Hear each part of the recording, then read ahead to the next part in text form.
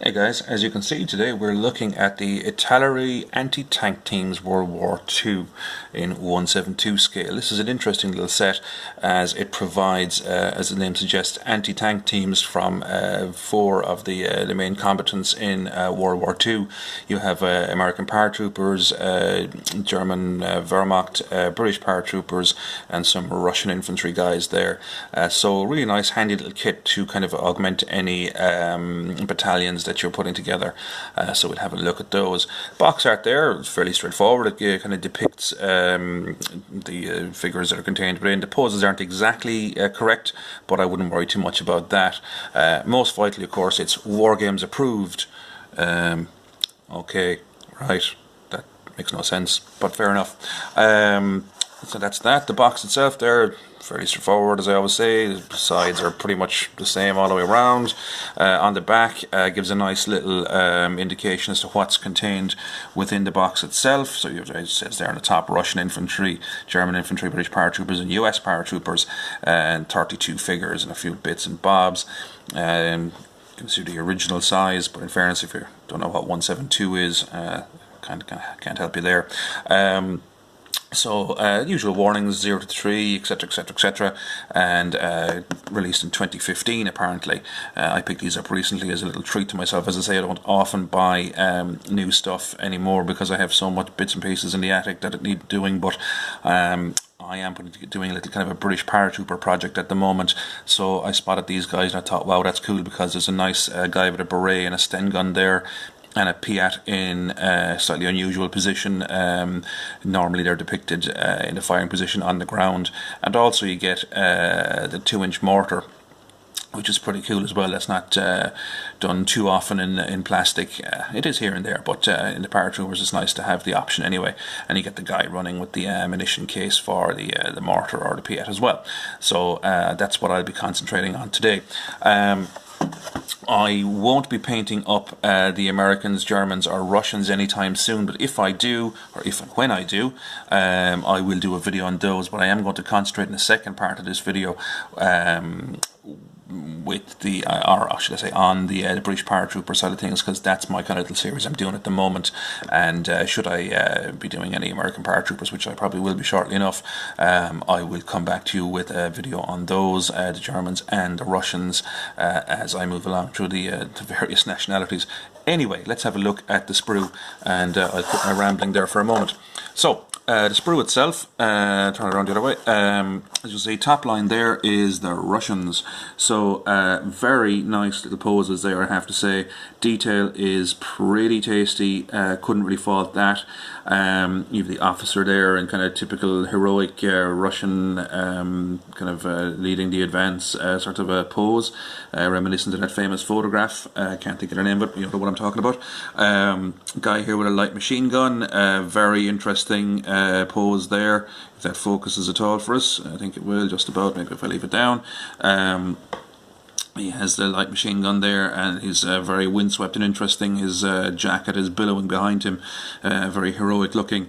In fact, it might be handy to put on a kind of a plint and paint him grey and dry brush him and use him as a statue for any kind of Cold War scenarios. But as I say, World War II, there he goes, ready to rock and roll. This guy here is armed with a Panzerfaust. We'll have another look at the other side in a minute and see how the detail on that. And this guy here also has a captured Panzerfaust. And the uniforms have this kind of padded kind of winter jacket on as well, which is nice to see. So these guys will match in very nicely with Revel's infantry, Russian infantry, and the Siberian lads that they do as well. And that's basically the Russians. We'll have a look at the other side of the sprue in a moment. Wehrmacht guys here kind of look like they're more early war than late war, as depicted in the box art, as you see there, but still quite usable. You've got the guy with the MP40, it looks like an MG34, Panzerfaust, and Panzerfaust again. Nice thing about the MP40 here is if you look just above the magazine, there's a little notch taken out of it. That's where the brass, the spent shells, the spent cartridges will eject. There's an ejection port. Not often modelled in such detail, but quite nice there. The guys I'm operating with at the moment, and the guys who will turn up in the second half of this video, are the British Paratroopers. Nice guy there with a Sten gun and a beret. Also has a sidearm, so he could be an officer. Interesting character here. He has the Piet kind of waist level, so he's obviously carrying it, or maybe he's kind of poking his head around a corner to have a look and see, getting ready to fire. I mean, you could in theory fire that thing from the hip, but I'd say you would probably need a new right kidney afterwards. That thing would do a lot of damage to you, probably more so than it would to any prospective German armour. Although it was effective at close range, of fairness, but it would be normally fired from the prone position.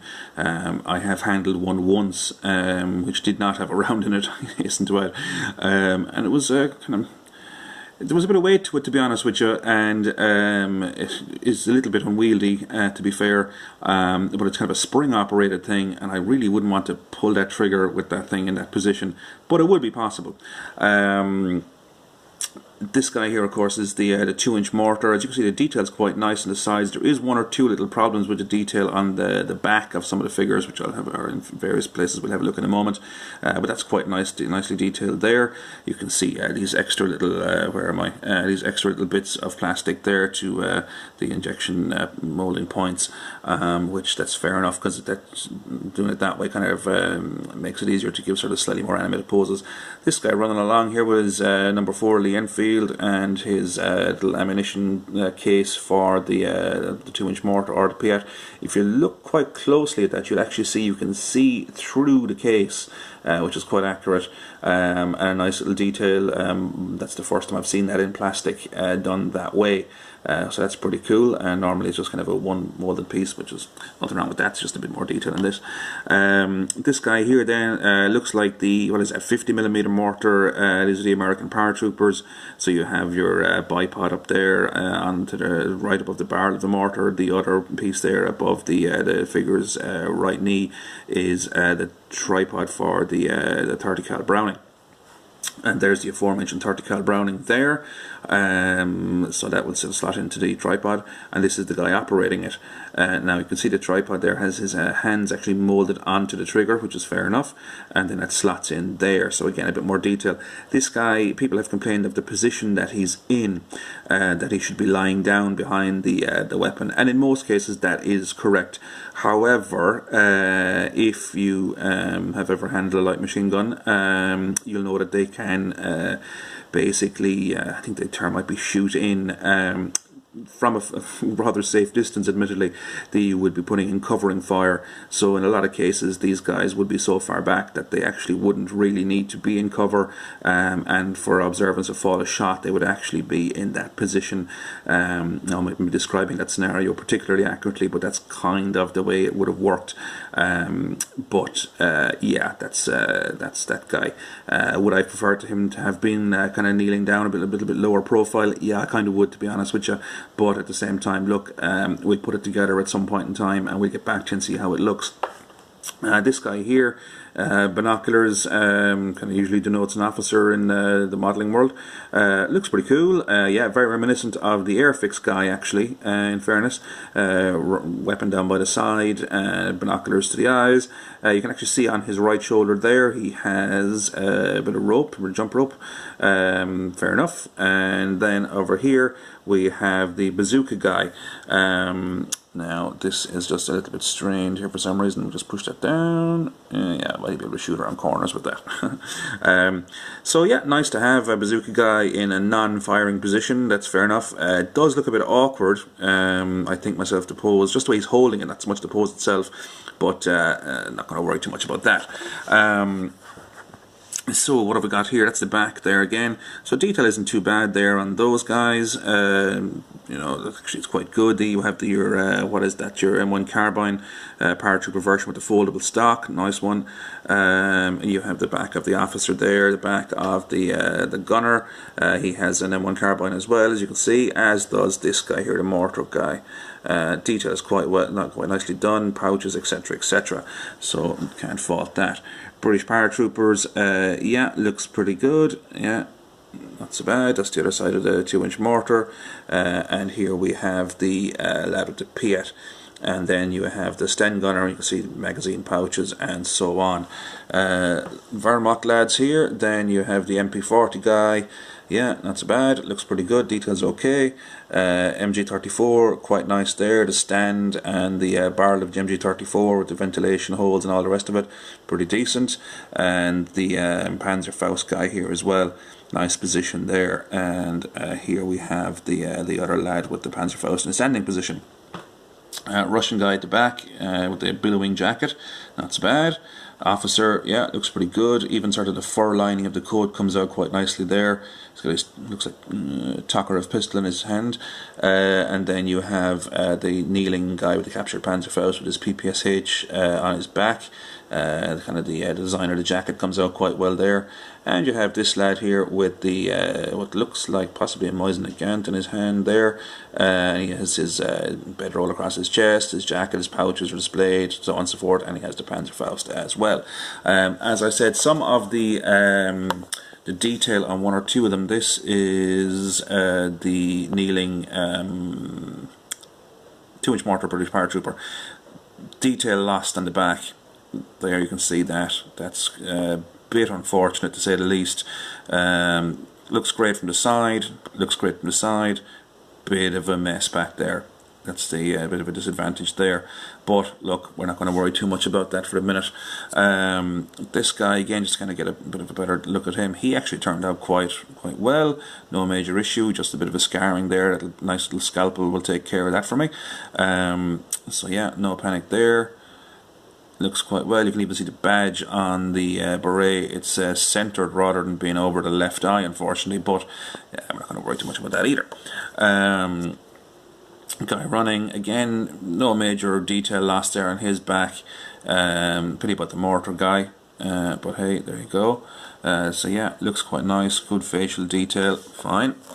And then lastly you have the Piat guy, again a little bit of detail loss there, which is unfortunate really, to be honest with you, considering the amount of work that went into getting these guys as good as they are. Excuse my dirty fingernails.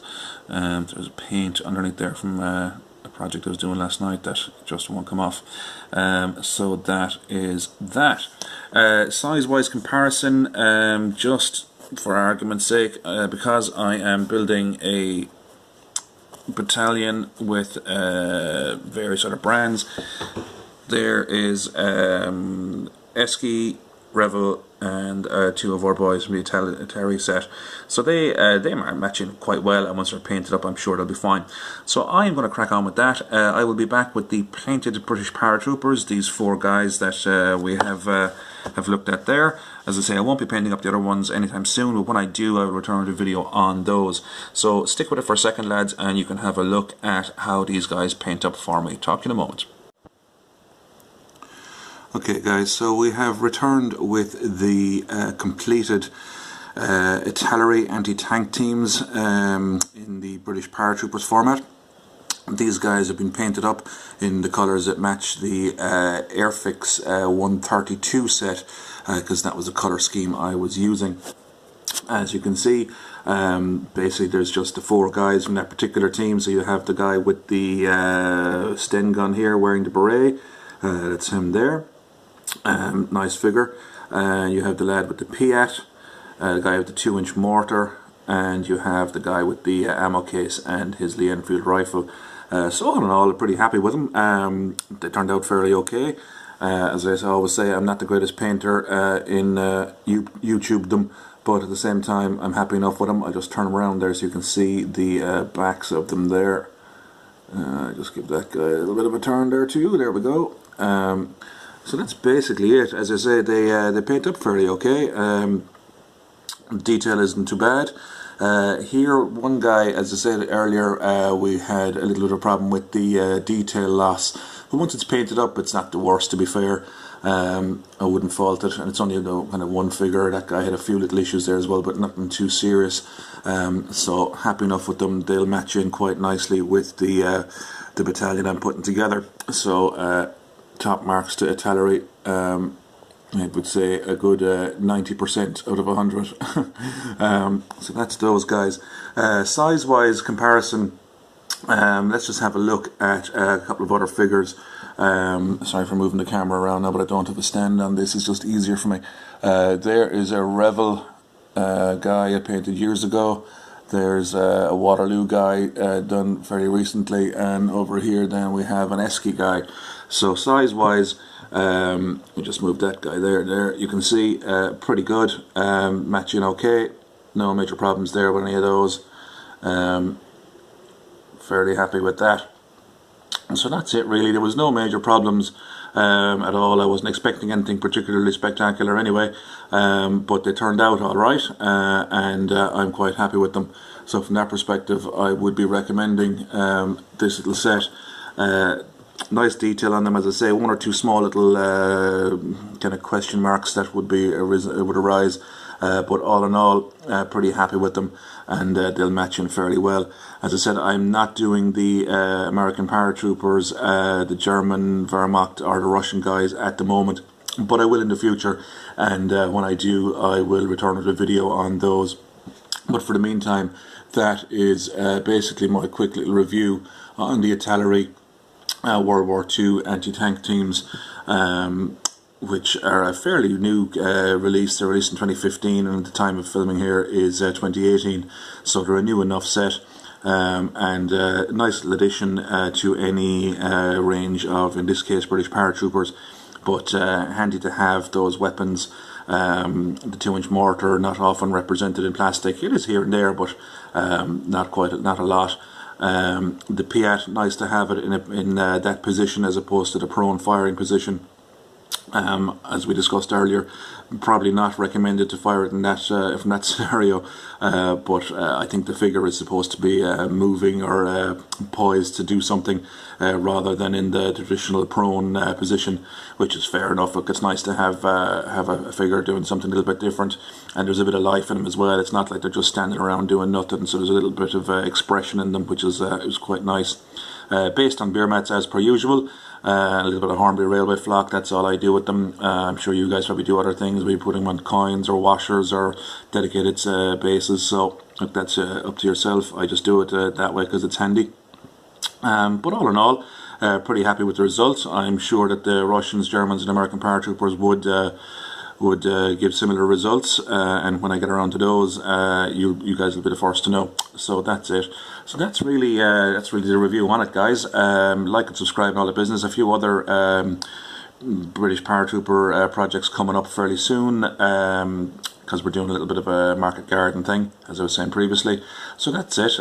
More videos to come. So we'll leave that with you for the minute anyway. So that is basically it. That's the World War II anti-tank teams by Italeri. That's the box there, obviously. So you know, rush out and get a set of those for yourself if that's what you require, and I will talk to you again soon. Take care. All the best for now.